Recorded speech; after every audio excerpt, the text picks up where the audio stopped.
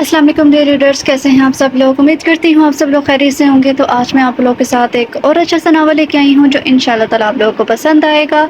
تو ناول کا نام اور رائٹر نیم آپ لوگوں کو لاسٹ پہ پتہ چل جائے گا، تو بنا وقت ضائع کیے ہم اسے پڑھنا سٹارٹ کرتے ہیں۔ نہیں فری، میں تمہارے ساتھ نہیں جا رہی، میرا دل نہیں کر رہا، پلیز آپ ہی چلیں نا، بہت مزہ آئے گا، میری ساری دوستیں ہوں گی۔ پچھلے آدھے گھنٹے سے نور فری کو سمجھا رہی تھی کہ اس کو اس کی دوست کی برتھ ڈے پارٹی میں نہیں جانا، اس لیے تو کہہ رہی ہوں کہ وہاں کسی کو نہیں جانتی تو جا کر کیا کروں گی۔ مگر فری بھی اپنے نام کی ایک ہی تھی، وہ بھی منا کر ہی رہتی اگر کوئی اور ہوتا، کیونکہ مقابل بھی اس کی بڑی بہن تھی، اس لیے نہ چاہتے ہوئے بھی اسے نور کی بات ماننی پڑی۔ اچھا ٹھیک ہے، اپنا خیال رکھنا، خدا حافظ۔ فراز عالم شاہ کی 3 بیٹیاں، سب سے بڑی بیٹی شازمہ جو اپنے شوہر اور بچوں کے ساتھ امریکہ میں رہائش پذیر تھی، ان کے 3 بچے، بڑا بیٹا احتشام حیدر شاہ جو بزنس کی دنیا میں مشہور بزنس ٹائکون کے نام سے جانا جاتا تھا، چھوٹا بیٹا شارف جو یونیورسٹی کے تیسرے سال میں تھا، اور پھر سب سے چھوٹی بیٹی ہنا جو ابھی کالج کے پہلے سال میں تھی، دوسری بیٹی مہوش جو اپنے شوہر اور بچوں کے ساتھ کراچی میں رہائش پذیر تھی، جن کے 2 بچے، بڑا بیٹا ولی احمد شاہ جو اپنے باپ کے ساتھ بزنس سنبھالتا تھا اور احتشام کے ہی ہم عمر تھا، اور چھوٹی بیٹی نورالعین احمد شاہ جو ابھی یونیورسٹی کے پہلے سال میں تھی۔ پھر آتی ہے فرزانہ خالہ جو اپنے شوخ و چنچل مزاج کی وجہ سے پورے خاندان میں فیمس تھی، وہ بھی کراچی میں رہائش پذیر تھی۔ ان کے 3 بچے تھے، بڑی بیٹی فریحہ ہاشم شاہ جسے سب پیار سے سب فری بھی کہتے تھے، ہنا کی ہم عمر، دوسرا بیٹا زین ہاشم شاہ جو ابھی میٹرک میں تھا، اور پھر گھر کا سب سے چھوٹا اور لاڈلا بیٹا غازی ہاشم شاہ جو پچھلے مہینے ہی 7 سال کا ہوا تھا، جس کی سالگرہ شاہ محل میں بڑی زور و شور سے منائی گئی تھی۔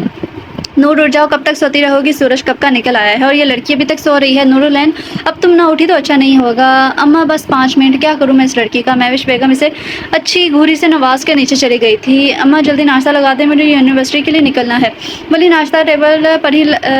ولی ناشتے کی ٹیبل پر بیٹھتے ہوئے بولا تھا، یہ لو تمہارا ناشتہ۔ سکینہ بھی جا کر دیکھی نور ابھی اٹھی کہ نہیں، یہ ابھی تک سو رہی ہے۔ اٹھ گئی ہے اماں، مجھے بھی ناشتہ دے دیں جلدی سے، پھر مجھے ہانے کے گھر بھی جانا ہے۔ ہانے کے گھر کیوں جانا ہے؟ ولی نے ناشتہ کرتے پوچھا تھا۔ نوٹس لینے جانا ہے بھائی، نور نے ناشتے کے ساتھ انصاف کرتے ہوئے جواب دیا تھا۔ ٹھیک ہے، تیار ہو جاؤ، میں چھوڑ دوں گا۔ نور نے ہاں میں سر ہلا دیا، بظاہر تو وہ سن رہی تھی مگر اس کا سارا دھیان ابھی صرف کھانے کی طرف تھا۔ فری جلدی سے ناشتہ ختم کرو ورنہ آج پھر کالج کے لیے لیٹ ہو جاؤ گی۔ فرزانہ بیگم غازی کو ناشتہ کرواتے ہوئے بولی تھی، جو کھا کم رہا تھا اور موبائل پر کارٹون دیکھنے میں زیادہ مصروف تھا۔ ماما میں نے بس کر لیا ہے، بس میں جا رہی ہوں اور واپسی پر خالہ کی طرف رکوں گی، اللہ حافظ۔ فری اپنی ماں کو پیار کر کے کالج کے لیے نکل گئی تھی، ہاں لیکن جاتے وقت غازی کو تنگ کرنا نہ بھولی تھی۔ السلام علیکم ماما، وہ جو جوگنگ سے واپس آتا تو شازمہ بیگم کو دیکھتے اسلام کیا جو ٹیبل پر ناشتہ لگا رہی تھی۔ وعلیکم السلام بیٹا، جاؤ جلدی سے فریش ہو کر آ جاؤ، میں نے ناشتہ لگا دیا ہے۔ وہ جی یہ کہتا وہ اپنے کمرے کی جانب بڑھ گیا تھا۔ غیر ملک میں رہتے ہوئے بھی شازمہ بیگم نے اپنے دونوں بچوں کی تربیت میں کوئی کسر نہ چھوڑی تھی، بڑوں کا احترام سب سکھایا تھا انہوں نے۔ احتشام کافی سنجیدہ مزاج کا تھا، اسے ضرورت سے زیادہ بولنے کی عادت نہیں تھی، جبکہ ہنا اور شارف دونوں ہی شرارتی مزاج کے تھے۔ ماما ہم پاکستان کب جائیں گے آخر؟ مجھے فری اور نور آپی سے ملنے کا بہت دل کر رہا ہے۔ ہنا نے روز والا سوال آج پھر سے دہرایا تھا، کیونکہ کل اس کی اور نور کے فری سے بات ہوئی تھی، جس کی وجہ سے اسے کچھ زیادہ ہی ان کی یاد آ رہی تھی۔ ہاں حیدر، میں نے آپ سے ہی بات کرنا چاہ رہی تھی، بابا بہت زیادہ یاد کر رہے ہیں، اور فرزانہ اور مہوش بھی بہت زیادہ بول رہی تھی آنے کا۔ شازمہ بیگم نے اپنے شوہر سے کہا، آنکھوں میں امید لیے کہ اب وہ اپنے کام کا بہانہ بنا کر منع نہیں کر دیں گے، جبکہ حیدر صاحب نے مسکراتے ہوئے اپنے بیٹے کو اشارہ کر کے کچھ بولنے کا کہا تھا۔ ماما آپ فکر کیوں کرتی ہیں، میں نے پہلے ہی سب کچھ کر کے رکھا ہوا ہے اور پاکستان میں ایک بہت اچھی ڈیل فائنل کی ہے میں نے، جس کی وجہ سے اب ہم ہمیشہ کے لیے پاکستان جا رہے ہیں۔ سچ میں بھائی، آپ سچ کہہ رہے ہیں، ہم واقعی میں پاکستان جا رہے ہیں؟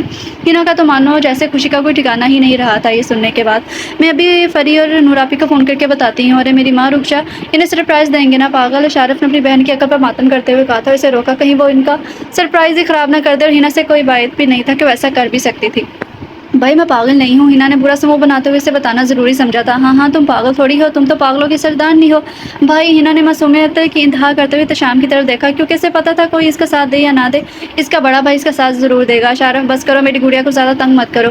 اور شارف ہمیشہ کی طرح اپنے بڑے بھائی کی بات مان جاتا تھا۔ اوکے ماما، میں آفس جا رہا ہوں، آپ پیکنگ کر لیجیے گا، کل صبح کی فلائٹ ہے۔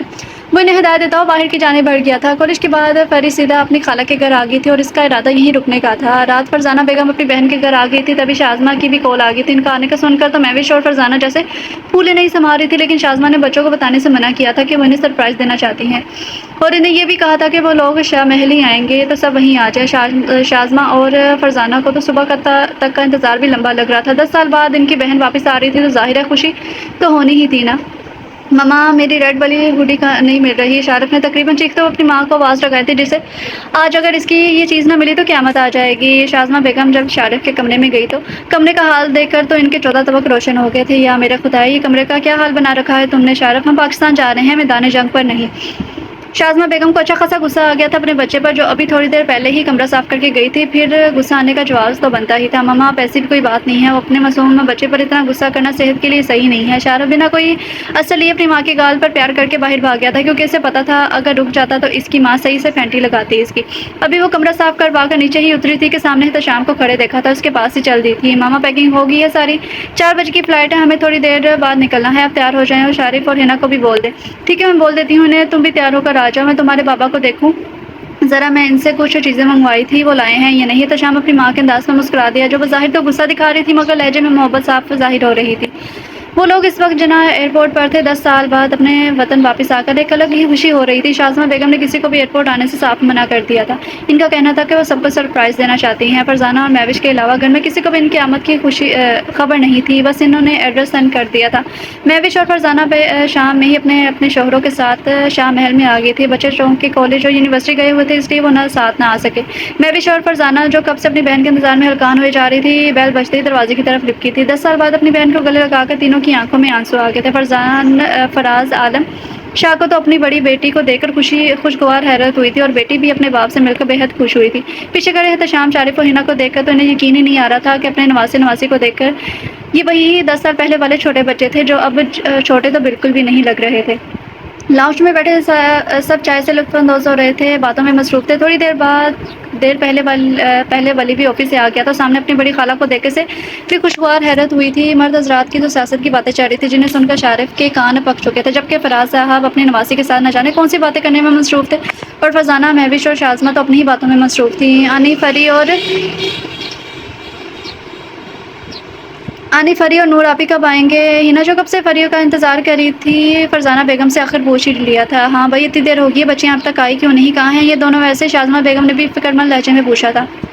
آج نور کی یونیورسٹی میں کوئی فنکشن تھا تو فری کو بھی ساتھ لے گئی.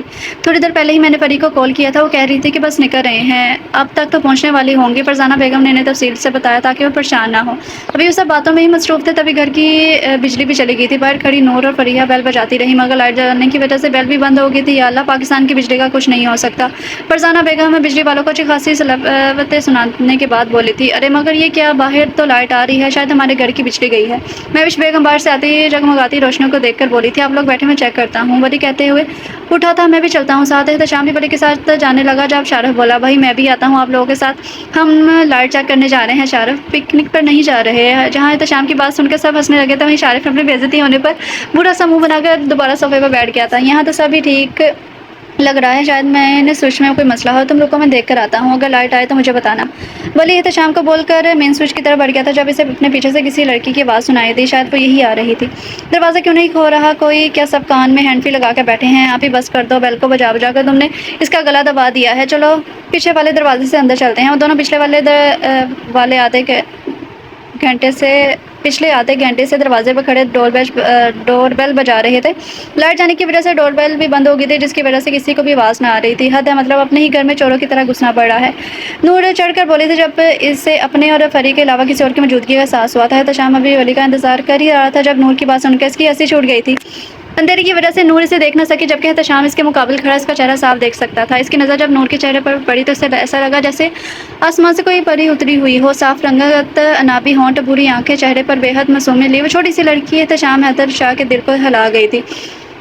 بلا شبہ وہ بہت خوبصورت تھی مگر اس کی معصومیت احتشام کو بہت کچھ سوچنے پر مجبور کر گئی تھی. نور جو کسی کی موجودگی کا احساس ہوا تو اس نے آؤ دیکھا نہ تاؤ دیکھا، نیچے پڑا ڈنڈا اٹھا کر احتشام کو مارنے پہنچ گئی اور چور چور کہہ کے چلانے لگی. تبھی ولی نے لائٹ آن کر دی تھی اور خود نور کی طرف بڑھا تھا جبکہ احتشام اپنی جان بچا کر اندر بھاگ گیا تھا. کیا ہوا نور، کہاں ہے چور؟ ولی نور کی طرف آیا اور فکر مندی سے پوچھا تھا. بھائی ابھی تو یہیں پر تھا، پتہ نہیں کہاں چلا گیا. نور نے معصومیت بھرے انداز میں بولا تھا. گڑیا یہاں کوئی چور نہیں تھا، چلو اندر. ولی نے اپنے ساتھ لیے اندر کی جانب بڑھ گیا تھا جبکہ سامنے بیٹھی شازمہ کو دیکھ کر نور اور فریحہ فوراً اپنی خالہ سے چمٹ گئی تھی. مجھ سے بھی مل لو یار، میں بھی لائن میں ہوں. ہنا نے بیچارگی سے کہا کیونکہ یہ دونوں تو اسے بھول ہی گئی تھی کہ ان کی ایک عدد کزن بھی ہے. نور اور فریحہ نے جب ہنا کی بات سنی تو اتنی زور سے چلائی کہ شارف جو موبائل پر مزے سے غازی کے ساتھ گیم کھیل رہا تھا گھبرا کر اٹھ کھڑا ہوا. لڑکی خدا کا خوف کرو، تمہاری چیخیں سن کر مرد ابھی मुर्दा भी अभी उठ जाएगा। जब बाद में खामोश ही होना है तो पहले कान के पर्दे फाड़ने की क्या ज़रूरत है। शारफ अच्छा खासा तब गया था इनकी चीखें सुनकर। आपके कान फाड़ने की ज़रूरत नहीं है, आप बचपन से ही बहरे हैं। और फिर फरी मैडम भी क्यों पीछे रहती, एहतरामन ही सही अपनी बेइज्जती का बदला तो लेना ही था ना। दोनों की नोक-झोंक पर सब घर वाले हंस दिए थे। खाने से फारिग होकर सब दोबारा लाउंज में ही आकर बैठ गए थे। जब शाज़मा बेगम ने महविश और फरजाना से रुकने की ज़िद की थी, फरी और हिना तो कब से मौके की तलाश में थी, तो बस अपनी खाला की हाँ में हाँ मिलाने लगी जिस पर उन्होंने हामी भरनी पड़ी थी। अब सोने का हिसाब ये था कि शाज़मा, महविश और फरजाना तीनों अपने शौहरों के साथ अपने कमरों में सोने जा चुकी थी, जबकि फरी, हिना और नूर तीनों एक ही कमरे में। कमरे तो शाह महल में बहुत थे, चूंकि इनका इरादा रात मूवी देखने का था तो एक ही कमरे में सोने का इरादा कर लिया था। गाजी, जैन और शारिफ भी एक ही कमरे में थे, ये भी इनकी अपनी मर्जी थी, जबकि वली और एहतशाम ने अलग अलग कमरे में सोना ज़्यादा बेहतर समझा था। अभी वो तीनों मूवी देख कर रही थी कि अचानक ही डरावना सीन आ गया। वो तीनों इतनी ज़ोर से चीखी कि शारिफ की बात सच हो जाती और इनकी चीख सुनकर वाकई कोई मुर्दा उठ जाता। हिना ने डर के मारे लैपटॉप ही बंद कर दिया था, कहीं वो भूत स्क्रीन से निकल कर बाहर ही ना आ जाए।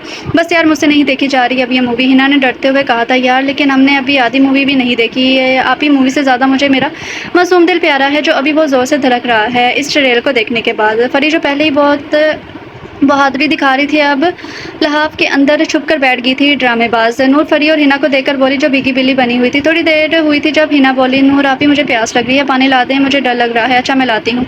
नूर जैसे खुद भी डर लग रहा था, मगर बड़ी बहन होने के नाते इसे बहादुरी का मुजाहरा करना पड़ा। वो हिना को कहकर नीचे किचन की तरफ बढ़ गई थी। अंधेरे में तो इसकी सही से हवा निकल गई थी। इसका घर सुनसान इलाके में था, जहाँ रात के 11 बजे से कुत्तों के भौंकने की आवाज़ें आने लगती थी। अभी तो रात का 1 बज रहा था, तो कुत्तों की आवाज़ें बिल्कुल साफ सुनाई दे रही थी। वायतर कुर्सी पढ़ते हुए किचन की जाने बढ़ गई थी। फ्रिज से बोतल निकाल कर अभी वो पलटी ही थी कि किसी सख्त चीज़ से टकरा कर पीछे हो गई थी। फ्रिज से बोतल निकाल कर अभी वो पलटी के अच्छा ये रिपीट हुआ। हाय अल्लाह, मेरा सर, ये दीवार बीच में कहाँ से आ गई। एहतशाम जो पानी पीने किचन में आया था, इसके मुंह से खुद को दीवार सुनकर अच्छा खासा बदमज़ा हुआ था। मैं तुम्हें कहाँ से दीवार नज़र आ रहा हूँ, एहतशाम ने बहुत ही आराम से पूछा था, जबकि नूर किसी इंसान की आवाज़ सुनते ही चीखी। लेकिन इससे पहले ही एहतशाम इसके मुँह पर हाथ रख चुका था। मुझे देखकर चीखने क्यों लगती हो तुम, मैं हाथ हटा रहा हूँ, चीखना मत। एहतशाम ने अपना हाथ हटाया, किचन का नाइट बल्ब ऑन कर दिया था। आप कौन है, नूर अपने सामने खड़े शख्स से पूछ रही थी, जिसे शायद वो शाज़मा से मिलने के वक्त इग्नोर कर चुकी थी। तुम्हें क्या लगता है कि मैं कौन हूँ, एहतशाम इसका जवाब देने की बजाय इससे सवाल किया, और इसका जवाब सुनकर तो मानो इसका दिल चाहा कि अपना सर दीवार में मार ले। गलती कर दी इसने इससे पूछकर। एहतशाम भाई, पहली मुलाकात में इसने इसे भाई बना दिया था। वो बिना कुछ बोले वापस अपने कमरे में आ गया, जबकि नूर वहाँ कर ये सोच कर परेशान हो रही थी कि कहीं इसने गलत नाम तो नहीं ले लिया, जो वो ऐसे ही चला गया। खैर मुझे क्या कहती, अपने कमरे की जाने बढ़ गई थी। सुबह हुई तो सब नाश्ते की टेबल पर नाश्ते के साथ साथ हल्की फुल्की बातें भी कर रहे थे, जबकि नूर किसी की नज़रें खुद पर मुसलसल महसूस कर रही थी। जब इधर उधर देखा तो सब अपनी बातों में मसरूफ थे, वहम समझ कर जाने दिया, जबकि एहतशाम इसे भी अभी भी गौर से देख रहा था। रात का बदला भी तो लेना था जो इसने भाई कहने का फ़र्ज़ अदा किया था। नाश्ते के बाद सब खवातीन का शॉपिंग पर जाने का प्रोग्राम बना, जिसके लिए शारिफ दिलो जान से हाजिर था। शॉपिंग मॉल में उन्होंने अच्छी खासी शॉपिंग की थी, लेकिन अब भी पूरा मॉल घूमे जा रही थी, जिस पर शारिफ अब इनके साथ आकर पछता रहा था। इनके मुताबिक वो इतना बोर ज़िंदगी में कभी नहीं हुआ, और फिर तंग आकर अपनी माँ से पूछने लगा, मामा आप लोगों का पूरा शॉपिंग मॉल खरीदने का इरादा है क्या, क्योंकि आधा तो आप लोग खरीद ही चुके हैं और वो फरी ही क्या जो खामोश रह ले। इसने सवाल का जवाब देना अपना फ़र्ज़ समझा।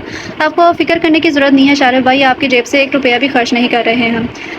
रहने दो, फरी भाई की जेब में वैसे भी पैसे नहीं होंगे जो हम खर्च करते। और फिर हिना भी क्यों पीछे रहती, जबकि शारिफ तो फरी के भाई कहने पर अच्छा खासा बदमज़ा हुआ था। सही कह रहा है शारिफ, तुम लोगों ने तो तब तक नहीं जाना जब तक मॉल वाले खुद धक्का देकर ना निकाल दें। महविश बेगम ने तीनों लड़कियों से कहा, जिनकी शॉपिंग ख़त्म होने का नाम ही नहीं ले रही थी। खाला अम्मी, अभी हमने शॉपिंग की ही कहाँ है, फरी ने मासूमी से कहा, जब किसकी बात सुनकर शारिफ का मुंह खुल गया था। शॉपिंग की ही कहाँ है, तो इन बैगों में क्या कचरा खरीदा है तुम लोगों ने। शारिफ बुरा सा मुंह बनाते हुए बोला था, बिल्कुल ठीक कह रहे हो शारिफ, बहुत होगी शॉपिंग, किसी की शादी आए तो फिर कर लेना। महविश बेगम तीनों को समझाने वाले अंदाज में बोली थी, तो फिर ठीक है, एक काम करते हैं, आप ही की शादी कर देते हैं, फिर तो शॉपिंग करनी होगी ना, फरी ने मज़े से कहा, जबकि इसकी बात नूर की आंखें हैरत से फैल गई थी। मेरी जुत्ती की करवा लो शादी, नूर बुरा सा मुँह बनाकर बोली थी। छोटी मोटी बातें करते सब घर के लिए रवाना हो गए थे। मैं भी शाज़मा और फरजाना बेगम किचन में रात के खाने की तैयारी कर रही थी। लाउंज में बैठे एक तरफ सब लड़कियां अपने नाना को अपनी अपनी चीज़ें दिखाने में मसरूफ़ थी, जबकि दूसरी तरफ सब हजरात वली और एहतशाम भी साथ बैठे हुए थे। डाइनिंग टेबल पर सब खाना लगाने में मसरूफ़ थे जब फराज आदिम शाह बोले थे, संडे को मेरे करीबी दोस्त की बेटी की शादी है, इसने हम सबको इन्वाइट किया है। अब शाज़मा भी यहाँ है तो इसने हम सबको इन्वाइट किया है। शहबाज अंकल की बेटी बाबा, शाज़मा बेगम ने पूछा था, जी बेटा, शहबाज की बेटी माशाल्लाह से बेटी की शादी कर रहा है और बेटा भी माशाल्लाह से बाप के साथ बिजनेस संभालता है। फराज साहब प्यार भरे लहजे में बोले थे। शहबाज खान और फराज साहब दोनों ही बचपन के दोस्त थे। इनका फराज साहब के घर बचपन से ही बहुत आना जाना था, जिसकी वजह से दोनों घरों में अच्छे तल्लुकात थे। नानो, आपको पता है हम शॉपिंग मॉल में यही बात कर रहे थे कि किसी की शादी कर दी जाए, तो फरी ने नूर आपी की शादी करने का बोला था। हिना की बात सुनकर जहाँ सब ने मुस्कुरा कर बात टाल दी थी, वहीं एहतशाम को बुरा सा दस्का लगा था। खांसते खांसते इसका पूरा चेहरा सुर्ख हो गया था। आराम से बेटा, महविश बेगम ने जल्दी से इसे पानी का गिलास थमा दिया था। एहतशाम ने की नखिए से नूर का घूरा, जो किसी की बात का बिना असर लिए खाना खाने से इंसाफ कर रही थी। आप लोग संडे को तैयार रहना, सब साथ ही चलेंगे। फराज साहब एक बार फिर बोले तो सब ने इस बात में सर हिला दिया था। इतवार का दिन भी आ गया था, जहां सब शादी में जाने की तैयारी में मसरूफ थे। तीनों लड़कियां कमरे में चारों तरफ कपड़े पे लाए, अभी तक ये सोच रही थी कि क्या पहने। वही शाज़मा, महविश और फरजाना बेगम तैयार होकर इन तीनों को जल्दी तैयार होने का कहने के साथ साथ अच्छी खासी सरवटें भी सुना चुकी थी, जबकि मर्द हज़रात सब तैयार होकर लाउंज में बैठे सब खवातीन का इंतजार कर रहे थे, जिनका शायद आ जाने का कोई इरादा ही नहीं था।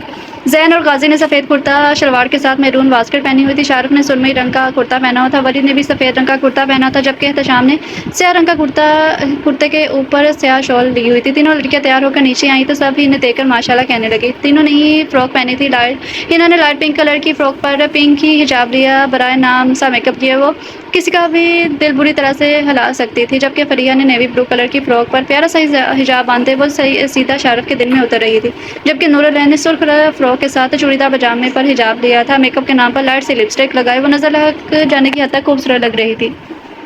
एहतशाम तो उसे देख कर साकित रह गया था। इसे एक बार फिर ऐसा लगा जैसे आसमान से कोई परी उतर आई हो। वो खुद को कंपोज करता बिल्कुल मुश्किल से इसने इसके ऊपर से नज़र हटाई थी। माशाल्लाह कितनी प्यारी लग रही है मेरी बच्चियाँ, अल्लाह नजर बद से बचाए। शाज़मा बेगम ने तीनों को काला टीका लगाते हुए प्यार से कहा था, मम्मा आपने हमारे तो कभी नहीं लगाया काला टीका। और फिर शारिफ तो अपना चुप रहना गुनाह समझता था, क्योंकि लड़कों को नज़र नहीं लगती। तरह का जवाब आया था। शारिफ ने मुकाबले खड़ी इस टिड्डी का घूरा जो आज बन सबर का हवाओं में उड़ रही थी।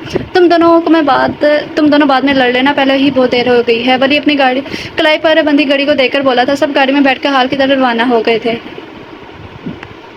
वो लोग हाल पहुंचे तो तकरीबन सारे मेहमान आ चुके थे। फराज साहब शहबाज साहब को देखकर इनसे मिले थे। मैं भी शाज़मा और फरजाना बेगम साथी शहबाज साहब की वाइफ के साथ बातों में मसरूफ़ हो गई थी। वली और एहतशाम भी सब मर्द हज़रात के साथ इधर उधर की बातों में मसरूफ़ थे, जबकि हिना, परी और नूर एक जगह टेबल पर बैठे सख्त बोर हो रहे थे। तभी इन्हें फराज साहब की आवाज़ आई थी, तो वो तीनों उनके पास आ गई थी। ये हैं मेरी तीनों नवासियाँ, हिना, फरीहा और मेरी सबसे बड़ी नवासी नूरुलैन। फराज साहब ने मुस्कुराते हुए तीनों का तारुफ करवाया था। तभी इन सब के अकाब में किसी मर्द के सलाम करने की आवाज़ गूंजी थी। पीछे मुड़कर देखा तो शहबाज साहब मुस्कुरा के इसके करीब आ गए थे और सबसे तारुफ करवाया था। ये मेरा बड़ा बेटा अज़बान खान है। स्याह काली आंखें, स्याह काले बाल और जो जेल मदद से नफासत से सेट किए गए थे। शेरपुर से निकलता कद बिला शबा वो एक वकार शख्सियत का मालिक था। जहाँ सब अजलान से खुश असलूबी से मिल रहे थे, वहीं एहतशाम से देखकर कुछ खास कुछ नहीं था। अजलान की आंखें बेसाख्ता थोड़ी दूर खड़ी नूर पर गई और फिर झपकना भूल गई थी। अजलान को अपनी आंखें इस पर से हटाना सबसे मुश्किल काम लग रहा था। वो यकटक इसे देखने में मसरूफ़ था। जब इसे अपने बाबा की आवाज़ सुनाई दी थी, वो गला खंगारता उनके पास चला गया था। एहतशाम ने मंजर देखकर गुस्से से मुठियाँ बींच ली थी। आंखें गुस्से से सुर्ख हो गई थी। इसका दिल किया कि अजलान का कत्ल कर दे। आंखों में गुस्सा लिए वो अभी भी अजलान को ही घूर रहा था, जब अपने पीछे से किसी की आवाज़ सुनाई दी थी, बस कर दे, क्या आंखों से ही कत्ल कर देगा इसे। वली ने इसके कंधे पर हाथ रखते हुए पूछा था, जो इसे कब से अजलान को घूरता हुआ देख रहा था। दिल तो यही चाह रहा है कि इसका कत्ल कर दो। खैरियत तो है, क्यों कत्ल करना, कातिल बनना चाह रहा है तो। वली इसकी बात सुनकर हैरान हुआ था। इससे पहले कि वो कुछ बोलता, शारिफ साहब इनके बीच तशरीफ़ ले आए थे। यार भाई, खाना कब लगेगा तकसीम? कसम से अब तो भूख के मारे पेट में चूहे डांस करने लगे हैं। शारिफ ने मुंह से निडाल होते हुए पूछा था, बेटा ये पाकिस्तान है, यहाँ 11 बजे से पहले खाना नहीं मिलता। वली ने इसकी हालत देखते हुए मजाक में कहा, जैसे शारिफ साहब दिल पर ले गए थे। मतलब 3 घंटे मजीद इंतजार करना पड़ेगा, तब तक तो मेरी रूह मेरे जिस्म से परवाज कर जाएगी। इसकी ड्रामेबाजी देखकर वली और एहतशाम दोनों ने नफ़ी में सर हिलाया था। सबको अपनी पड़ी है। एहतशाम तेज लहजे में कहता वहाँ से निकल गया था। इन्होंने क्यों सड़े हुए कद्दू की तरह अपना मुंह सड़ाया हुआ है? शारिफ ने अपने भाई को गुस्से में जाता देखकर वली से पूछा था, जाकर खुद ही पूछ लो, माफ़ कर दें, मुझे अपना हैंडसम सा चेहरा बिगड़वाने में कोई भी शौक़ नहीं है। शारिफ अपने दोनों गाल पर हाथ रखते हुए बोला था। वो लोग खाना खाने के बाद सबको अलविदाई कलाम कहकर घर की जानिब चल दिए थे। सब लोग अपने अपने घर की जानिब रवाना हो गए थे। तो शाम ने भी करीब में ही घर ले लिया था। इनका भी अब सीधा अपने घर जाने का इरादा था। हाल से अब अपने घरों की तरफ रवाना हो गए थे। इन्हें पाकिस्तान आए 1 महीना हो गया था। ज़िंदगी अपने मामूल पर वापस आ गई थी। सब अपने कामों में मसरूफ़ हो गए थे। फिर से मसरूफ़ हो गए थे, जबकि एहतशाम साहब मोहब्बत की पहली सीढ़ी पर चढ़ चुके थे। پر اب دشمن جہاں کا دیدار شدت سے یاد آ رہا تھا۔ ہنا نے بھی فریحہ کے کالج میں اسی کی کلاس میں ایڈمیشن لے لیا تھا، اس لیے وہ دونوں ایک ساتھ آتی جاتی تھی۔ شارف نے بھی یونیورسٹی میں ایڈمیشن لے لیا تھا۔ ہفتے کا دن تھا، سب لوگ ایک بار پھر شاہ محل میں موجود تھے۔ چھٹی کی وجہ سے سب یہاں پر آ گئے تھے، جبکہ نور کی یونیورسٹی میں ایگزیبیشن تھا جس کی وجہ سے وہ لیٹ آنے والی تھی۔ مہوش نور کو کال کر کے پوچھا کب تک آئے گی۔ لانچ میں سب کے ساتھ بیٹھی شازمہ بیگم بولی تھی، آپا میں نے تھوڑی دیر پہلے کال کی تھی، وہ تو یونیورسٹی میں ہی ہے، میں کرتی ہوں دوبارہ۔ مہوش بیگم بول کر کال ملانے لگی تھی، جبکہ دوسری طرف احتشام پر شان ساتھ بیٹھا تھا۔ شام کے 6 بج رہے تھے اور ابھی تک وہ نہیں آئی تھی۔ یونیورسٹی سے نکلتے نور اپنے موبائل کی آواز پر بیگ سے موبائل نکالنے لگی۔ اپنی ماں کی کال دے کر فوراً کال اٹھائے، کہیں ایسا نہ ہو کہ موبائل سے نکل کر ہی مارنا شروع کر دیں۔ ہیلو نور، کہاں ہو؟ 6 بج گئے ہیں، سب تمہارا انتظار کر رہے ہیں، رات ہونے والی ہے اب تو، اگر تم 10 منٹ میں نہ پہنچی تو پھر دیکھنا۔ نور نے جیسے فون اٹھایا، اپنی ماں کی آواز سنتے اس نے اپنے قدموں کی رفتار تیز کی تھی۔ ماں آپ فکر نہ کریں، میں بس 10 منٹ میں پہنچ رہی ہوں۔ وہ اپنی ماں کو مطمئن کرتی تیز تیز چلنے لگی۔ یونیورسٹی سے گھر کا راستہ واکنگ ڈسٹینس پر تھا، تو وہ آنا جانا وہ اکیلی ہی کرتی تھی۔ وہ بھی آدھے راستے پہ ہی پہنچی تھی جب اسے اپنے پیچھے سے کسی کی قدموں کی چاپ سنائی دی۔ 2-3 دن سے اسے ایسا محسوس ہو رہا تھا جیسے اس کا کوئی پیچھا کر رہا ہو، مگر اپنا وہم سمجھ کر چھوڑ دیا، اس لیے گھر بھی کسی کو نہیں بتایا۔ آج بھی اسے ایسا محسوس ہوا۔ اس نے رک کر دیکھا تو پیچھے سے قدموں کی چاپ ہی آنا بند ہوگی۔ وہ آیت الکرسی پڑھتی تیز تیز چلنے لگی، پیچھے بھی قدموں کی آواز تیز ہونے لگی، مطلب وہ جو کوئی بھی تھا اس کا پیچھا کر رہا تھا، یہ اس کا کوئی وہم نہیں تھا۔ گھبراہٹ سے اسے پسینے آنے لگے تھے، ڈر سے آنکھوں میں آنسو آنے لگے تھے۔ قدموں کی آواز قریب سے آنے لگی، اس نے بھی رفتار تیز کی تھی۔ گھر کے دروازے پر پہنچ کے اس نے سکون کا سانس لیا، زور زور سے دروازہ بجانے لگی۔ دروازہ کھولتے ہی وہ فوراً اندر کی جانب داخل ہوئی، اندر سے گیٹ کو لاک کر دیا۔ فلا آپی، کیا دروازہ توڑنے کا ارادہ تھا آپ کا؟ فریض کے زور سے دروازہ بجانے پر منہ بنا کر بولی تھی، مگر جب دوسری طرف سے کوئی جواب نہ آیا تو اس نے نور کو کندھے سے پکڑ کر جھنجھوڑا تھا۔ آپی کہاں گم ہو؟ یہ اتنے پسینے کیوں آ رہے ہیں آپ کو؟ پری نے اس کے چہرے کا جائزہ لیتے ہوئے پوچھا تھا۔ کچھ نہیں، نور کب کو باتیں لہجے میں بولی تھی، آنکھیں جھکی ہوئی تھی، کہیں فریض کی آنکھوں میں خوف ہی نہ دیکھ لے۔ اچھا چلو اندر، سب تمہارا انتظار کر رہے ہیں۔ فریض کا ہاتھ پکڑتے اندر لانچ میں لے گئی تھی۔ وہ دونوں لانچ میں داخل ہوئی تو سب کے کہکوں کی آوازیں آ رہی تھی۔ اس نے بنا کسی سے نظریں ملائے لڑکھڑاتی آواز میں سب کو سلام کیا تھا۔ السلام علیکم۔ کسی نے بنا کچھ بھی نوٹ کیا مسکرا کے اس کے سلام کا جواب دیا، سوائے ایک انسان کے۔ احتشام نے اس کا کسی سے نظریں نہ ملا کر بات کرنا بڑی شدت سے نوٹ کیا تھا، اور اس کی نور لین تو لگ ہی نہیں رہی تھی، جو ہر وقت چہل پہل کرتی رہتی تھی، ہنستی رہتی تھی، یہ تو کوئی اور ہی ڈری سہمی نور لین لگ رہی تھی۔ نور کی نظریں بے ساختہ اٹھی، احتشام کی نظر سے ٹکرائے تھے۔ احتشام اس کی آنکھوں میں بے انتہا خوف دیکھ کر ساکت رہ گیا تھا۔ اس کی گردن کی رگیں تن گئی تھی۔ اس کی ایسی حالت دیکھ اس کا دل کیا کہ اس شخص کو جان سے مار دے جس نے اس کی نور کو اس کے زدہ خوف زدہ کر دیا ہے۔ نور اس کی آنکھوں سے کنفیوز ہوتی نظریں پھیر گئی تھی اور فری اور ہنا سے باتیں کرنے لگی تھی۔ کھانے کے بعد سب تھوڑی باتیں کرتے اپنے روم میں سونے کے لیے چلے گئے تھے۔ ویکینڈ کی وجہ سے سب کا پروگرام یہیں رکنے کا تھا۔ سردی ہونے کی وجہ سے سب جلدی سو گئے تھے۔ رات کے کسی پہر نور کی آنکھ کھلی، گھڑی میں ٹائم دیکھا تو رات کا 1 بج رہا تھا۔ پیاس کی شدت سے اس کا گلا خشک ہو گیا تھا۔ وہ ہمت کرتی آیت الکرسی پڑھتی کچن کی جانب بڑھنے لگی تھی۔ احتشام جو نیند نہ آنے کی وجہ سے لون میں ٹہل رہا تھا، کچن کی لائٹ آن دیکھی تو اندر آ گیا۔ نور بوتل لے کر جیسے ہی مڑی اپنے پیچھے، احتشام کو دیکھ کر ایک دم سے ڈر کر پیچھے ہو گئی تھی۔ ہائے اللہ جی، آپ نے تو مجھے ڈرانے کا کانٹریکٹ سائن کیا ہوا ہے۔ نور اپنا سانس بحال کرتی ہوئی بولی تھی، تم خود ڈر جاتی ہو، اس میں میں کیا کر سکتا ہوں؟ احتشام سینے پر ہاتھ باندھتے ہوئے آرام سے بولا تھا، میں خود نہیں ڈرتی، آپ ہمیشہ جن کی طرح نازل ہو جاتے ہیں۔ نور بھی تب کر بولی تھی، میں تمہیں کس اینگل سے جن لگ رہا ہوں؟ احتشام اس سے بات کرنا چاہتا تھا کہ شاید وہ اپنی پریشانی سے بتا دے، اور اس نے خود سے پوچھنا مناسب نہیں سمجھا تھا۔ ہر اینگل سے وہ منہ چڑھا کر جانے لگی جب احتشام کی آواز پر رکی تھی۔ اس کے کہنے پر نور کی دل کی دھڑکنیں بے اختیار تیز ہوئی تھی، چہرہ سرخ ہو گیا تھا۔ اسے خود بھی اپنی کیفیت سمجھ میں نہیں آ رہی تھی۔ اسے آج سے پہلے کسی نے اس نام سے نہیں بلایا تھا۔ اگر تمہیں کوئی بھی پریشانی ہو یا کچھ بھی مسئلہ ہو تو تم مجھ سے شیئر کر سکتی ہو۔ وہ بنا پلٹے اسے سن رہی تھی، بلکہ یہ کہنا ٹھیک ہوگا کہ اپنی بے دھڑکنوں کو سنبھال رہی تھی۔ وہ بنا کچھ بولے اس بات میں سر ہلاتی وہاں سے جب فوراً بھاگ گئی تھی تو شام اس کی تیزی دیکھ کر ہنسنے ہوئے اپنے کمرے کی جانب بڑھ گیا تھا۔ وہ ایک کھنڈر نما جگہ تھی جہاں جگہ جگہ اسلحہ رکھے یہ لوگ ہیں۔ ان کی خفیہ جگہ تھی۔ ان کا گینگ 30-40 بندوں کا تھا، جو دنیا بھر میں ایکس گینگ کے نام سے جانے جاتے تھے۔ وہ لوگ معصوم بچوں اور لڑکیوں کا اغوا کر کے ان کو اپنی ہوس کا نشانہ بنا کر بیچ دیتے تھے۔ کالا دھندا کرتے وہ لوگ اتنا آگے بڑھ چکے تھے کہ پولیس بھی ان کو پکڑنے میں ناکام رہی تھی۔ ایسے میں ایک آدمی سر جھکائے ان کے سامنے آیا، جو صوفے پر ٹانگ رکھ کر سگار پی رہا تھا۔ کالے سیاہ بال، کالا 3B سوٹ پہنے، کالے آنکھیں، چہرے پر درندگی صاف ظاہر ہو رہی تھی۔ کیا ہوا؟ اس نے گرجدار آواز میں پوچھا تھا۔ سر، وہ لڑکی نہیں ملی۔ فرید جو اسی کے گینگ کا ممبر تھا ڈرتے ڈرتے بولا تھا تم سے ایک کام نہیں ہوتا۔ اس نے فرید کا گریبان پکڑتے دھاڑتے ہوئے کہا تھا سوری سر مجھے تھوڑا سا ٹائم دے دیں میں آپ سب کے پاس اسے لے آؤں گا۔ فرید کب کپاتے لہجے میں بولا تھا کہیں اس کا باس اس کا قتل ہی نہ کر دے، تمہارے پاس ایک ہفتہ ہے، میں کسی کام سے دبئی جا رہا ہوں، میں جب واپس آؤں تو وہ لڑکی مجھے میرے سامنے چاہیے ورنہ تم اپنی زندگی کے آخری دن جی لینا۔ وہ سرخ آنکھیں لیے گھر آتے ہوئے کہتے باہر نکل گیا تھا۔ رات کے کھانے سے فارغ ہو کے سب لاؤنج میں چائے سے لطف اندوز ہو رہے تھے سوائے فری اور ہنا اور نور کے، جبکہ شارف زین اور غازی کے ساتھ کمرے میں گیم کھیل رہا تھا، جبکہ شازمہ بیگم نے سب کو اپنی طرف متوجہ کیا تھا۔ بابا وہ آپ سب سے ایک ضروری بات کرنی تھی میں نے۔ ہاں بیٹا بولو کیا بات کرنی ہے؟ فراز صاحب نے پوچھا تھا۔ ہاں آپا کیا بات ہے؟ فرزانہ اور مہوش بیگم نے بھی پوچھا تھا۔ وہ میری دوست ہے نا شرمین، اس کی کال آئی تھی، اس نے اپنے بیٹے شاہزین کے لیے ہنا کا رشتہ مانگا ہے۔ ان کی بات سن کر کسی کے چہروں پر بہت خوشی جھلک رہی تھی تو کوئی بالکل مرجھا سا گیا تھا۔ مہوش بیگم جو ہنا کو اپنی بہو بنانا چاہتی تھی تھوڑی اداس تھی لیکن اپنی بھانجی کے لیے خوش بھی تھی۔ فراز صاحب اپنی بیٹی کی بات سن کر سوچ میں پڑ گئے تھے۔ انہوں نے ہمیشہ سے ہنا کو ولی کے لیے سوچا تھا، گھر کی بچی گھر میں ہی رہ جائے گی، اور پھر دونوں بچے انہیں دل و جان سے عزیز تھے مگر وہ اپنا فیصلہ کسی پر مسلط کرنا نہیں چاہتے تھے۔ ولی جس کے چہرے پر بظاہر تو نارمل تاثرات تھے لیکن اپنی خالہ کی بات سن کے اسے ایسا لگا جیسے کسی نے جسم سے جان نکال دی ہو۔ وہ کچھ بھی برداشت کر سکتا تھا سوائے اس کے کہ اس کی ہنا کسی اور کی ہو جائے۔ بچپن سے جس سے بے انتہا محبت کی اس کا نام کسی اور کے ساتھ جڑ جائے، یہ ولی احمد شاہ کی برداشت سے باہر تھا۔ اور بنا کچھ کہے اٹھ کر باہر لون کی جانب چلا گیا تھا۔ مگر آپا ہنا ابھی بہت چھوٹی ہے، مہوش بیگم بولی تھی، شرمین ابھی صرف منگنی کرنا چاہ رہی ہے، باقی شادی ہنا کی گریجویشن کے بعد ہی کریں گے۔ بابا آپ کیا کہتے ہیں؟ مجھے تو شاہزین پسند ہے، دیکھا بھلا بچہ ہے، شازمہ بیگم مسکراہٹ کے ساتھ بولی تھی۔ شاہزین بلا شبہ بہت اچھا ہے، اس میں کوئی برائی نہیں ہے، لیکن میں نے کچھ اور سوچا تھا۔ فراز صاحب کی آواز پر سب ان کی طرف دیکھنے لگے تھے۔ کیا سوچا تھا آپ نے بابا؟ شازمہ، مہوش اور فرزانہ بیگم تینوں نے ساتھ پوچھا تھا۔ ہنا کو ولی کے لیے تجھے کیا ہوا ہے؟ احتشام روڈ میں کھڑے ولی کو دیکھ کر بولا تھا۔ کچھ نہیں، ولی نارمل تاثر لیے بولا تھا۔ تو پھر اٹھ کر باہر کیوں آ گئے؟ احتشام نے پھر سے پوچھا تھا۔ آفس سے کال آ گئی تھی، وہی اٹینڈ کرنے آیا تھا، ولی نظر چراتے بولا تھا۔ ولی صاحب سنڈے کو کون سا آفس کھلتا ہے؟ احتشام نے سنجیدگی سے پوچھا تھا۔ یار میرا مینیجر تھا، اسی کی کال تھی۔ کیوں؟ تیرا مینیجر تیری محبوبہ ہے جو رات کے اس وقت اس سے تیرا حال چال پوچھ رہا ہے۔ ولی صاحب اگر آپ تھوڑی دیر اور اندر رک جاتے تو یہاں روٹھی ہوئی محبوبہ کی طرح نہ بیٹھے ہوتے۔ احتشام سے بازو سے جھنجھوڑتے ہوئے بولا تھا۔ کیا مطلب؟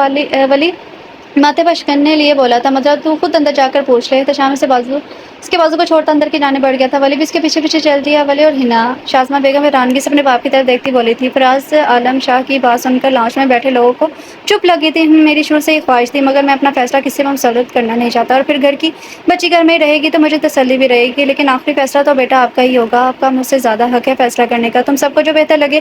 بابا آپ کیسی باتیں کر رہے ہیں؟ ہم سب سے زیادہ آپ کا حق ہے بچوں پر، آپ گھر کے بڑے ہیں، آپ جو بولیں گے وہی ہوگا، میں شرمین کو منع کر دوں گی۔ شازمہ بیگم نے اپنے باپ کا مرجھایا ہوا چہرہ دیکھتے ہوئے حامی بھر لی تھی۔ خواہش تو ان کی بھی یہی تھی، وہ بھی یہی چاہتی تھی کہ ان کی بچی ان کی نظروں کے سامنے رہے مگر وہ اپنی اس خواہش کو کبھی زبان پر نہ لائیں کہ شاید باقی سب لوگ اس بات پر رضامند نہ ہوں، مگر آج اپنے باپ کی بات سن کے ان کے دل کو اطمینان سا ہوا تھا۔ جی بالکل بابا آپ بالکل ٹھیک کہہ رہے ہیں۔ جی بابا آپا بالکل ٹھیک کہہ رہی ہیں، بچوں پر پہلا حق آپ کا ہے، آپ جو فیصلہ کریں گے وہ کبھی غلط تھوڑی ہوگا۔ مہوش بیگم جو کچھ دیر پہلے اداس بیٹھی تھی، ان کی سب کی بات سن کر پھولے نہیں سما رہی تھی۔ ان کی تو یہ بچپن کی خواہش تھی ہنا کو اپنی بہو بننا ہے، ہنا بالکل اپنی نور العین جتنی عزیز تھی۔ آپ لوگ ایک بار بچوں سے بھی پوچھ لیں، ان کی رضامندی بھی تو ضروری ہے۔ فراز صاحب مسکرا کر بولے تھے۔ ماما لڑکا تو راضی ہے، آپ بس ہنا سے پوچھ لیں۔ سب ایک دوسرے سے باتوں میں مصروف تھے، تبھی پیچھے سے احتشام کی آواز گونجی تھی۔ ولی جو اس کے پیچھے آ رہا تھا اس کی بات سن کر زور سے احتشام کی پشت پر مکہ جڑا تھا۔ ولی بیٹا تمہیں کوئی اعتراض تو نہیں ہے نا؟ مہوش بیگم اٹھ کر تھوڑا قریب آتے ہوئے آنکھوں میں ڈیڑھوں میل لیے سے پوچھ رہی تھی۔ ولی جس کو ابھی تک یقین نہیں آ رہا تھا یہ ہو کیا رہا ہے، کیسے ہو رہا ہے، وہ جب اٹھ کر گیا تھا تب تک کچھ اور ہی بات چڑھی تھی مگر جب واپس آیا تو پوری کائنات ہی اس سے جیسے مل گئی تھی جس سے بے انتہا محبت کرتا تھا۔ اس نے وہ اس کی ہو جائے گی یہ سوچ ہی اس کے وجود کو سکون پہنچا رہی تھی۔ ماما سب کو جو بہتر لگے، آپ جو بھی فیصلہ کریں گی وہ مجھے منظور ہے۔ اپنے بیٹے کی بات سن کر مہوش بیگم نے اس کے ماتھے پر پیار کیا تھا۔ سب ایک دوسرے کو مبارکباد دینے لگے۔ آپ جو بھی فیصلہ کریں گے مجھے منظور ہوگا۔ آیا بڑا باہر تو بڑا دیوداس بنا بیٹھا تھا، اب دیکھو کیسے بتیسی نکل رہی ہے صاحبزادے کی۔ احتشام اس کی نقل اتارتے شرارتی لہجے میں بولا تھا۔ تو رک جا بیٹا، تجھ سے تو میں بعد میں سارے حساب پورے کروں گا۔ ولی اس کے کندھے پر ہاتھ مارتے ہوئے چہرے پر زبردستی کی مسکراہٹ لیے بولا تھا۔ ٹھنڈی ٹھنڈی ہوا نے صبح کو مزید خوشگوار بنا دیا تھا، چڑیوں کے چہچہانے کی آوازیں بھی فضا میں موجود تھی۔ ایسے میں شاہ محل میں بھی ہر طرف چہل پہل تھی، ہر کوئی ادھر ادھر کے کام میں مصروف تھا۔ شاہ محل میں منگنی کی تیاریاں عروج پر تھی۔ جمعے کے دن ولی اور ہنا کی منگنی کا فنکشن رکھا گیا تھا۔ فراز عالم کی خواہش پر کے تقریب کی ساری تیاری اور منگنی کا فنکشن ان کے گھر سے ہو، جس کی وجہ سے تمام لوگ ہی قیام پذیر تھے۔ وقت کم تھا اور کام زیادہ۔ چھوٹی سی تقریب میں بھی اچھے خاصے کام نکل آئے تھے۔ خالہ امی پوچھ رہی ہیں کہ मार्केट कब तक जाना है? फिर वापसी पर हिना का सूट भी तो लेना है टेलर से। नूह ने शाज़मा के कमरे में दाखिल होते पूछा था। बस बेटा एहतशाम आ जाए फिर चलते हैं इसके साथ। एहतशाम भाई क्यों? हम शारिक भाई के साथ चले जाते हैं ना। मेरा मतलब है कि अगर उन्हें आने में देर हो गई तो। नूर इनकी बात सुनकर फ़ौरन बोली थी। इस रात के बाद उसे तो जैसे इसने कसम खा ली थी इसके कि अब वो एहतशाम के सामने नहीं आएगी। नहीं होगी देर। अभी वो कुछ और बोलती अपने पीछे से इसकी आवाज़ सुनकर नूर को लगा जैसे इसके पैर ज़मीन पर वहीं जम गए हों। अच्छा हुआ बेटा तुम जल्दी आ गए, हम तुम्हारा ही इंतज़ार कर रहे थे। मैं महविश और फरजाना को भी बोल देती हूँ फिर चलते हैं मार्केट। वो कहती कमरे से निकल गई थी। नूर भी जाने के लिए मुड़ी जब इसे एहतशाम की आवाज़ सुनाई दी थी। मुझसे छुप क्यों रही हो? हाथों को बांधते वो नॉर्मल तासरा लिए पूछ रहा था। नहीं तो। वो लड़खड़ाती आवाज़ में बोली थी। तो फिर मेरे साथ जाने में मसला क्या है? वो उसके करीब आते तेज़ लहजे में बोला था। कोई मसला नहीं। नूर उसके करीब आने पर गड़बड़ा कर पीछे हुई थी। अच्छा अगर कोई मसला नहीं है तो मेरे साथ जाने से मना क्यों कर रही थी? वो मैं आपका पेट्रोल बचाना चाहती थी। हाँ। इसकी बेतुकी बात पर एहतशाम का दिल का बेसाख्ता कहकर गूंजा था। तुम्हें मेरे पेट्रोल की फ़िक्र करने की ज़रूरत नहीं है और हाँ मुझसे दूर जाने का सोचना भी मत। वो कहता कमरे से निकल गया जबकि इसकी आखिरी बात सुनकर नूर को अपनी धड़कन एक बार फिर से तेज़ होती महसूस हुई थी। एक अजीब सा एहसास था जिसे जानने से भी वो कासिर थी। चेहरा सुर्ख हो चुका था। अपने खालों को झटकती कमरे से बाहर निकल आई। देखते देखते जुमे का दिन भी आ गया था। मंगनी के फंक्शन का इंतजाम बाहर लॉन में किया गया था। घर के सब लोग ही मौजूद थे। तैयारियां नीचे चल रही थी। मेहमान का इस्तकबाल कर रहे थे। फराज साहब अपने दोनों दामादों के साथ मेहमानों का इस्तकबाल कर रहे थे। वही शादमान फरजाना भी मेहमानों से मिल रही थी। एहतशाम और शारक जो दोनों सफ़ेद रंग का कुर्ता पहने कंधों पर शॉल डाले बाकी सब काम देख रहे थे जो एहतशाम ने पूरे के पूरे शारक पर डाल दिए थे। जबकि दूसरी तरफ वली जो सफ़ेद रंग का कुर्ता और ऊपर सफ़ेद ही बास्केट पहने अपनी दुल्हन का बेसब्री से इंतजार कर रहा था। महविश बेगम जो तकरीबन 5वीं मर्तबा इन तीनों को बुलाने आई थी जिनकी तैयारी ख़त्म होने का नाम ही नहीं ले रही थी। हिना को नूर और फरिया ने तैयार किया था।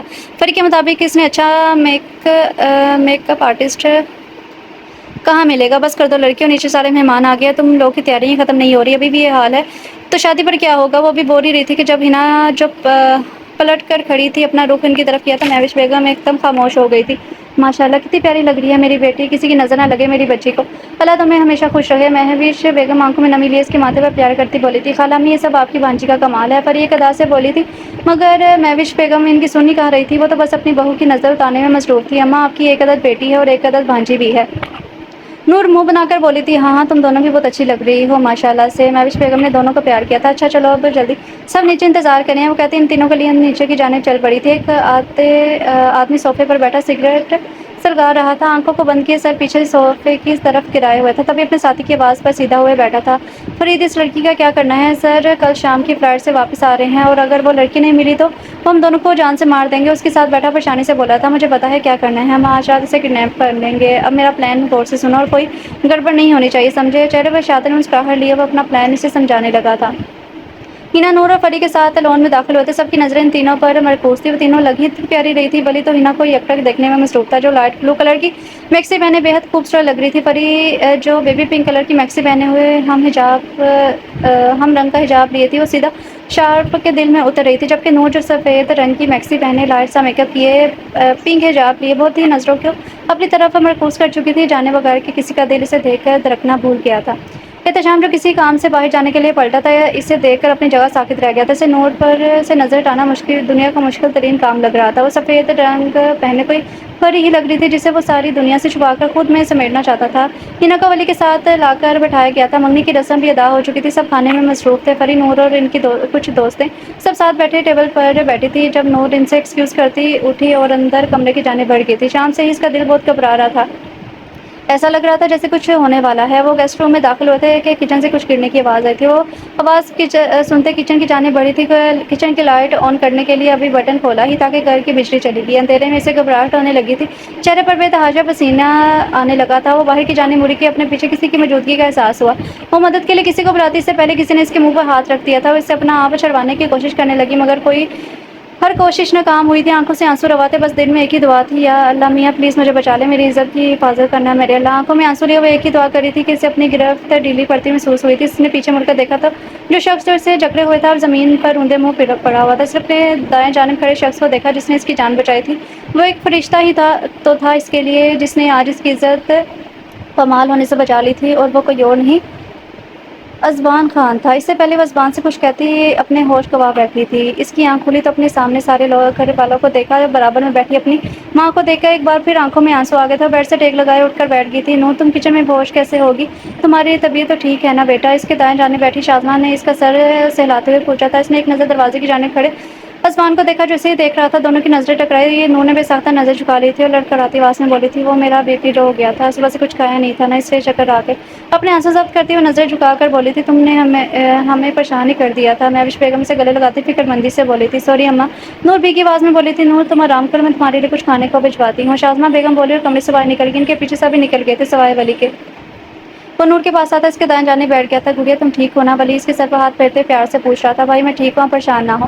اس کا دل چاہا سب ولی کو بتاتے مگر وہ کسی کو اپنی وجہ سے پریشان نہیں کرنا چاہتی تھی۔ نور ایک بات ہمیشہ یاد رکھنا، تمہارا بھائی ہمیشہ تمہارے ساتھ ہے، چاہے کچھ بھی ہو جائے۔ ولی اس کے ماتھے پر پیار کرتا ہوا بولا تھا۔ تھوڑی دیر گزری تھی کہ پری کھانا لے آئی تھی۔ نور کھانا کھا کر ایک بار پھر نیند کی وادیوں میں کھو گئی تھی۔ منگنی کا فنکشن ختم ہو چکا تھا، سب اپنے گھروں کو روانہ ہو گئے تھے۔ رات کے 1 بجے جہاں سب اپنے کمروں میں چین کی نیند سو رہے تھے، وہیں 3 لوگ ایسے تھے جن کی آنکھوں سے نیند کوسوں دور تھی۔ نور اپنے کمرے کی بالکنی میں کھڑی تھی، اس کی آنکھوں کے سامنے آج رات کا منظر کسی فلم کی طرح چل رہا تھا۔ آنکھیں ایک بار پھر نم ہوئی تھی۔ اگر ازبان وہاں نہ آتا، اگر اس نے اسے بچایا نہ ہوتا تو کیا ہوتا؟ اس کے آگے کا وہ کچھ سوچ ہی نہیں پا رہی تھی۔ وہیں دوسری طرف ازبان جو ٹیرس پر بیٹھا کافی کا مگ ہاتھ میں لیے دماغ میں بس ایک ہی سوال تھا کہ آخر وہ شخص کون تھا؟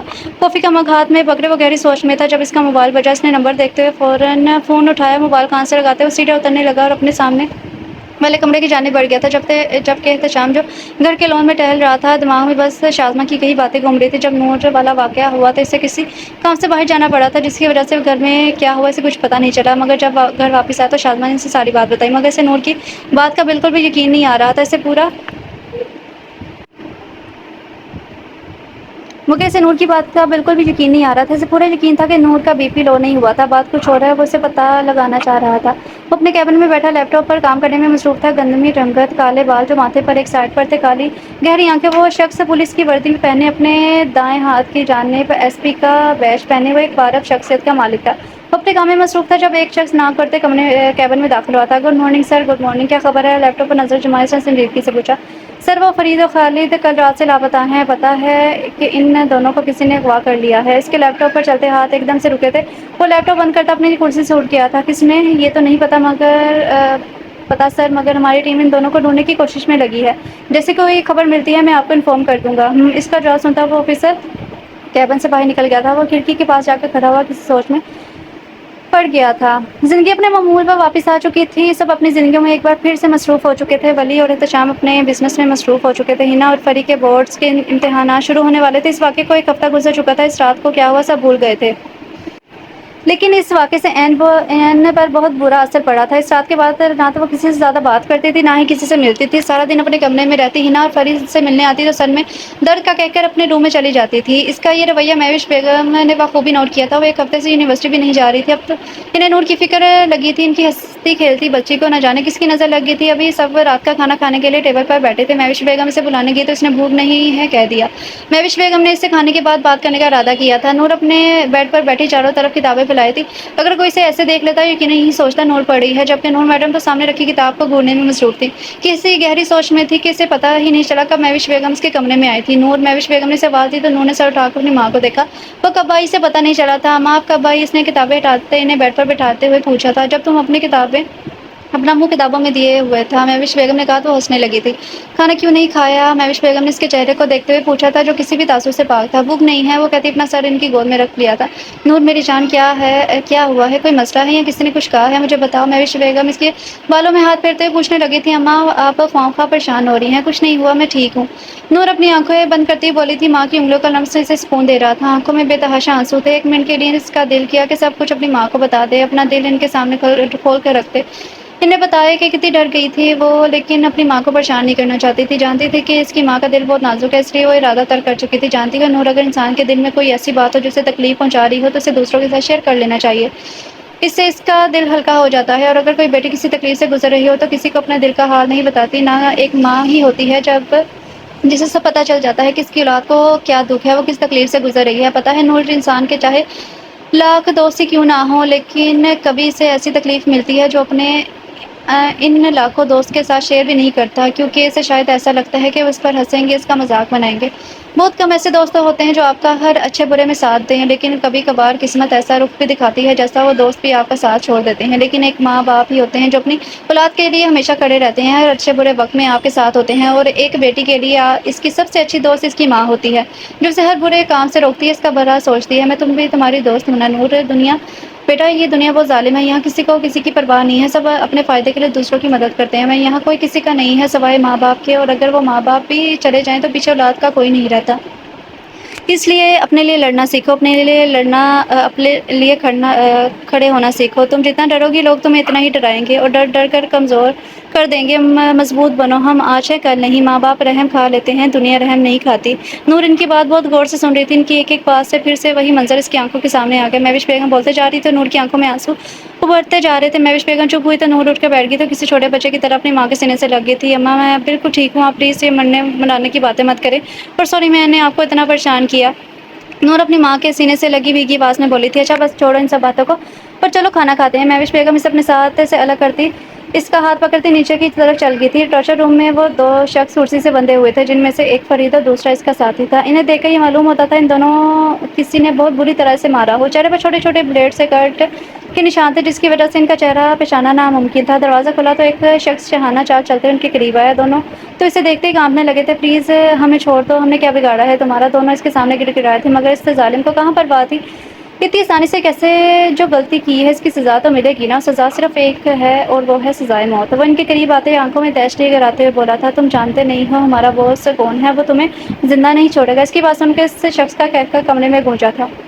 تمہیں کیا لگتا ہے اگر مجھے تمہارے اس باس سے ڈر لگتا تو تم میرے پاس ہوتے؟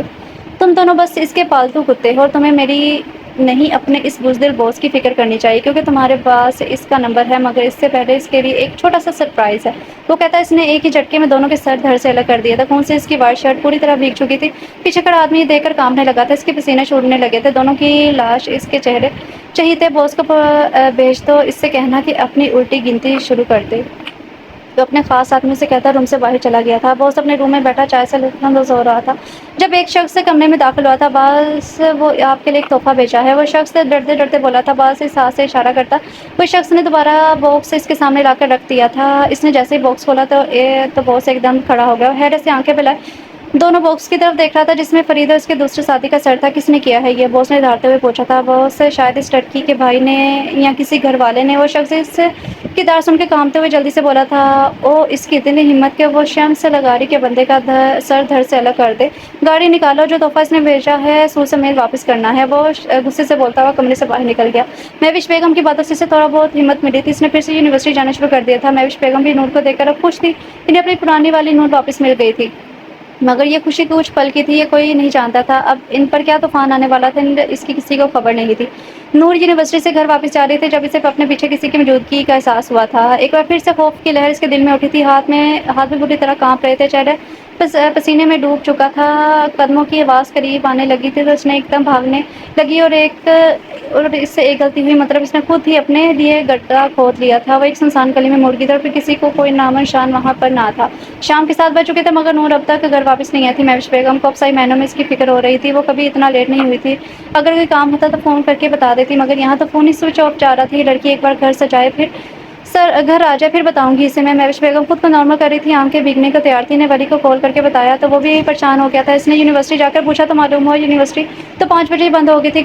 گھڑی میں وقت دیکھا تو جو 7:30 بجا رہی تھی، مطلب نور 2.5 گھنٹے سے لاپتہ تھے۔ اس کی دوست آنے سے پوچھا تو اس نے بتایا کہ نور تو اس سے پہلے ہی نکل گئی تھی۔ نور کا جہاں ہونا اسے لگا کہ اس نے وہ ساری جگہ چھان ماری تھی، مگر پھر بھی کہیں کچھ پتہ نہ چلا۔ وہ تھک ہار کر گھر واپس آیا، اپنی ماں کی حالت دیکھ کر اس کی بھی آنکھیں نم ہو گئی تھی۔ کون کہتا ہے مرد روتا نہیں ہے، جب کوئی اپنا بچھڑتا ہے نا تو روتا ہے مرد۔ گڑیا کہاں ہو تم؟ یا اللہ میری بہن کی حفاظت کرنا۔ ولی احتشام کو کال کر کے بتاؤ، وہ ضرور میری نور العین کو ڈھونڈ نکالے گا۔ مہوش بیگم نے روتے ہوئے کہا تھا، امی میں کرتا ہوں اسے کال، آپ پلیز پانی پئیں۔ وہ انہیں پانی لا کر دے کر احتشام کو کال میں لانے لگا تھا۔ کال اٹھاتے اس نے سب کچھ احتشام کو بتا دیا۔ آدھے گھنٹے کا راستہ اس نے 10 منٹ میں طے کیا تھا۔ وہ گھر میں داخل ہوا تو مہوش بیگم اس کے قریب آئی تھی۔ احتشام میری بچی۔ مہوش بیگم یہ بولتے ہی بے ہوش ہو گئی تھی۔ ولی نے انہیں اٹھا کر صوفے پر لٹایا تھا۔ ولی تم خالہ کے پاس ہی رکو، انہیں تمہاری ضرورت ہے۔ احتشام اسے کہتا گھر سے باہر نکل گیا تھا، نور کی آنکھ کھلی تو اپنے آپ کو ایک کمرے میں بند پایا تھا۔ ایسا لگتا تھا وہ کافی عرصے سے بند ہو، کمرے میں گندی سی بدبو بھی آ رہی تھی جس کی وجہ سے اسے سانس لینے میں دشواری ہو رہی تھی۔ وہ کمرے میں ایک کونے میں پڑی ہوئی تھی، اس کے شفاف چہرے پر تھپڑوں کے نشان واضح تھے۔ اس میں اتنی ہمت نہیں تھی کہ وہ دروازے تک بھی جا سکتی۔ وہ دروازہ کھلا تو باس کمرے میں داخل ہوا تھا۔ نور کے قریب آتے اس نے نور کو بالوں سے جگڑا تھا۔ کیسی ہو میری جان، بہت تڑپایا ہے تم نے مجھے، باس کمینگی سے بولا، آنکھوں میں ہوش سے صاف ظاہر نظر آ رہی تھی۔ کون ہو تم، پلیز مجھے جانے دو، نور سے دور ہوتی ہوئی بولی تھی۔ نہ میری جان، اب تم یہاں سے کبھی نہیں جا سکتی، تمہیں یہیں رہنا ہے اب میرے پاس۔ وہ چہرے پر مسکراہٹ لیے اس کے پاس آتے ہوئے بولا تھا۔ نور نے خوف سے آنکھیں بند کر لی تھی، اس کا ہاتھ اس کے دوپٹے کی طرف تھا جب باہر سے گولیاں چلنے کی آواز آئی تھی۔ اس نے نور کے ہاتھ پیر باندھ کر کمرہ لوک کر کے باہر نکل گیا۔ باس باہر آئے تو زمین پر دو اس کے خاص آدمی اونتے منہ پڑے ہوئے تھے۔ اس نے سامنے کھڑے شخص کو دیکھا جو طنزیہ مسکرا رہا تھا۔ دیکھو تو کون آیا ہے، خود ایس سی پی صاحب ہمارے اس غریب خانے میں تشریف لائے ہیں، اپنی تیاری پکڑو۔ شمس لگا رہی، یہ رہا تمہارا اریسٹ وارنٹ، معصوم بچوں اور لڑکیوں کو اغوا کر کے انہیں بیچ کر پیسہ کمانے کے جرم میں تمہیں گرفتار کرنے آئے ہوں، تو بہتر ہوگا کہ تم خود سرنڈر کر دو، کوئی ہوشیاری کرنے کی ضرورت نہیں ہے۔ وہ بول کر چپ ہوا تو باس کا کمرے میں جاندار کہکا گونجا تھا۔ تمہیں کیا لگتا ہے ایسی بھی تمہاری اس فضول سی دھمکی سے میں ڈر جاؤں گا؟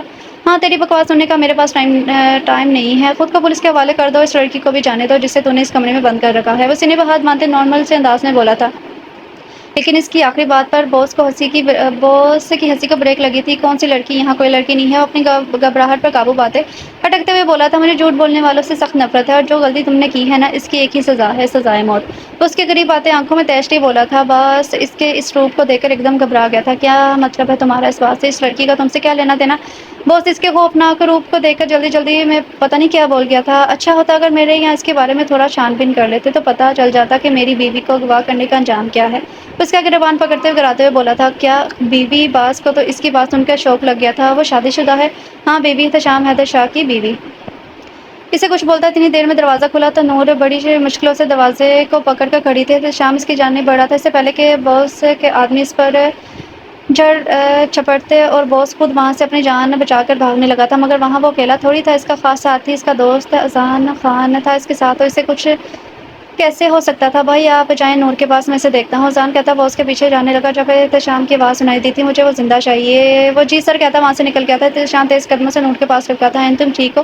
احتشام اسے بازو سے پکڑتا اسے پوچھ رہا تھا۔ نور کے چہرے پر نشان دے کر، اس کا دل کیا ہے، شمس گاڑی کو زندہ چلا دے، اس کی حالت اسے تکلیف دے رہی تھی، شاہ پلیز مجھے بچا لے، وہ آدمی اچھا نہیں ہے، اس نے میرا دوپٹہ نور اس کے سینے سے لگی روتے ہوئے کسی چھوٹے بچے کی طرح اس سے شکایت کر رہی تھی، جبکہ احتشام تو اس کا شاہ کہنا ہی نہیں بھول پا رہا تھا۔ جانے شاہ، میں آ گیا ہوں نا، تمہیں کچھ نہیں ہونے دوں گا، احتشام اس کی پیٹھ سے لاتے ہوئے بولا تھا۔ احتشام نور کو سینے سے لگائے باہر کی جانب بڑھ گیا تو پیچھے گولی چلنے لگی تھی۔ اس نے پیچھے مڑ کر دیکھا تو شمس ہاتھ میں گن لیے کھڑا ہوا تھا، اس کی گن کا رخ احتشام کے سینے کی طرف تھا۔ شمس نے احتشام کے سینے کا نشانہ لیتے گولی چلائی، مگر اسے تو گولی لگی نہیں۔ احتشام نے اپنے سامنے آتی نور کو دیکھا، جس نے اس کے بدلے گولی کھا لی تھی، خدا کا شکر تھا کہ گولی ہاتھ سے چھو کر گزر گئی تھی۔ شمس تو یہ دیکھ کر ہی چکرا گیا تھا، اس سے پہلے وہ دوبارہ گولی چلاتا کسی اور نے پیچھے سے گولی چلا دی تھی جو شمس لگاری کے دل کے آر پار ہو گئی تھی، اور وہ کوئی اور نہیں اذان خان تھا، اور ایک ہی جھٹکے میں باس کا کام تمام ہو چکا تھا۔ بھائی نور کو ہاسپٹل لے کر جانا ہے، جلدی کریں۔ اذان احتشام کے پاس آیا جو نور کے چہرے کو اپنے ہاتھوں میں لیے نہ جانے کیا سوچ رہا تھا۔ اس کی آواز سنتے احتشام نے نور کو اٹھایا، گاڑی میں بیٹھ گیا تھا۔ 10 منٹ میں وہ لوگ ہاسپٹل پہنچ گئے تھے۔ نور کو انڈر آبزرویشن رکھا گیا تھا، نور کا اندر آپریشن چل رہا تھا، جبکہ باہر احتشام بینچ پر بیٹھا ہاتھوں میں سر گرائے بیٹھا ہوا تھا۔ اذان جو باقی کی فارمیلٹیز پوری کرنے لگا تھا، احتشام کے پاس آ کر بیٹھ گیا تھا۔ بھائی، اذان اس کے کندھے پر ہاتھ رکھتے ہوئے بولا، اس نے آج سے پہلے کبھی بھی احتشام کو اتنا کمزور نہیں دیکھا تھا، اس نے اس حالت میں دیکھ کر اس کا جی کہہ رہا تھا کہ احتشام کی آنکھوں سے آنسو نکلا تو اذان نے اسے گلے لگا لیا تھا۔ بھائی پلیز حوصلہ رکھیں، خدا اپنے بندوں کو اس کی طاقت سے زیادہ نہیں آزماتا، آپ دعا کریں وہ بالکل ٹھیک ہو جائے گی، وہ اس سے کہہ رہا تھا، مگر اسے دیکھ کر وہ اپنے آنسو بھی کنٹرول نہیں کر پا رہا تھا۔ وہ اس سے مزید کچھ کہتا جب آپریشن روم سے ڈاکٹر باہر آیا تھا۔ آپ پیشنٹ کے کون ہیں؟ ڈاکٹر نے پروفیشنل انداز میں پوچھا تھا۔ میں اس کا شوہر ہوں، میری وائف کیسی ہیں؟ احتشام خود کو سنبھالتے ہوئے بولا تھا، لیکن آخر میں اس کی آواز لڑ کر آئی تھی، شی از فائن، وہ ابھی بے ہوش ہے، تقریباً 1-1.5 گھنٹے میں انہیں ہوش آ جائے گا، پھر ہم انہیں روم میں شفٹ کر دیں گے، ڈاکٹر کہتا اپنے کیبن میں چلا گیا تھا، جبکہ احتشام ان کی بات سن کر بیڈ پر گرنے کے انداز میں بیٹھا تھا، اس کے سینے میں پھٹ کی سانس بحال ہوئی تھی۔ ڈاکٹر کی بات سن کر تقریباً 1.5 گھنٹے بعد نور کو ہوش آ چکا تھا، اس کی آنکھ کھلی تو اپنے آپ کو ہاسپٹل کے روم میں پایا تھا۔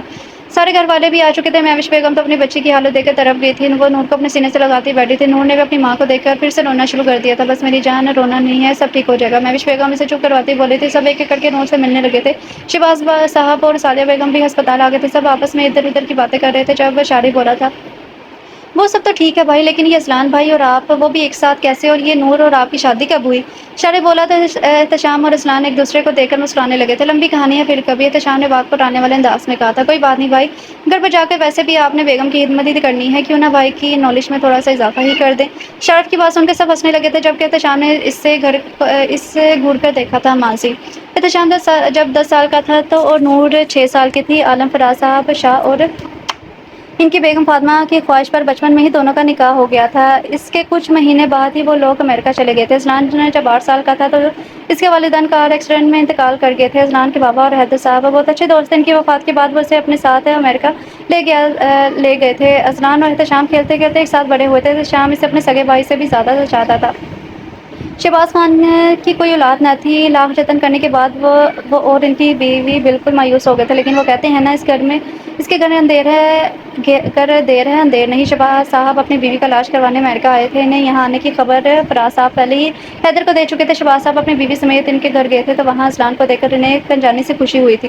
سعدیہ بیگم کو تو وہ معصوم سا بچہ بہت پیارا لگا تھا، لیکن جب اس کے والدین کے بارے میں پتہ چلا تو دونوں ہی اداس ہو گئے تھے۔ پھر تقریباً روز ہی وہ اذلان سے ملنے آتے تھے۔ اذلان بھی ان کے ساتھ بہت خوش تھا۔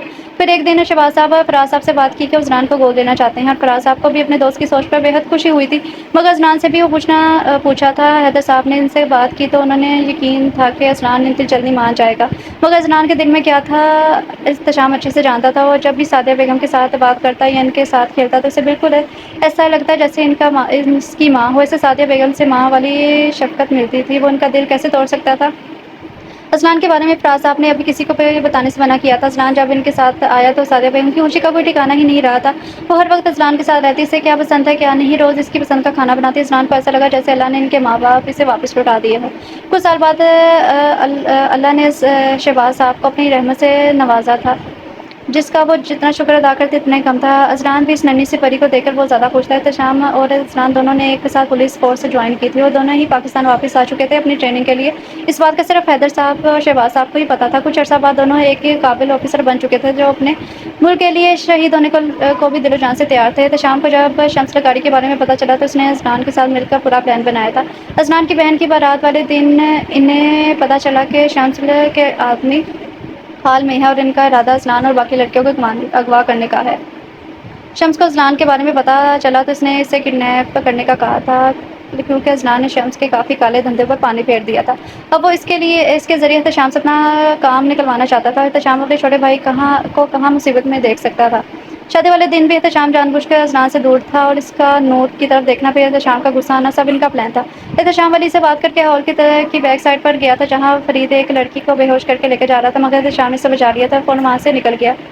احتشام نے منہ پر ماسک پہنا ہوا تھا جس کی وجہ سے فرید اس کا چہرہ نہیں دیکھ سکا تھا۔ منگنی کی رات جب اذلان ٹیرس پر تھا، اسے احتشام کی کال آئی تھی۔ اس نے احتشام کو سب بتا دیا تھا، اس کا خون کھول اٹھا تھا اور فرید اور اس کے ساتھی کا سر درد سے الگ کر کے انہیں سزا دینے والا احتشام ہی تھا۔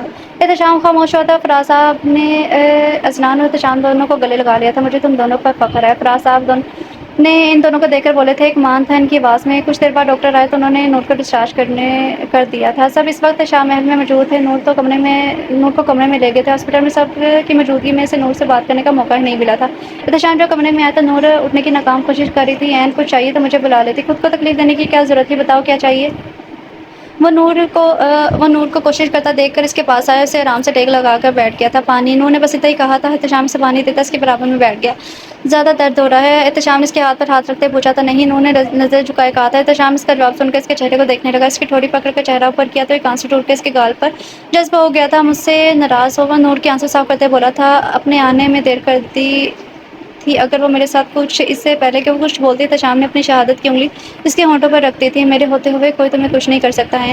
نور نے اس کے الفاظوں میں شدت محسوس کی تھی۔ اس نے نور کی آنکھوں پر اپنی باری باری لب رکھ دی اور اپنا سر نور کے سر سے جڑے بیٹھے رہا تھا، اور یہی وہ لمحہ تھا جب نور نے ایک بیٹ مس کی تھی۔ اس کا دل بری طرح سے دھڑک رہا تھا، اس کی اتنی سی قربت پر وہ ٹماٹر کی طرح لال ہو چکی تھی۔ احتشام نور اپنے کانپتے ہاتھوں سے دور کرنے کی کوشش کرنے لگی۔ شاہ، اب سے تو مجھے شاہ بولو گی، اوکے؟ وہ اس کے سر سے اپنا سر ٹکائے بولا تھا۔ شاہ؟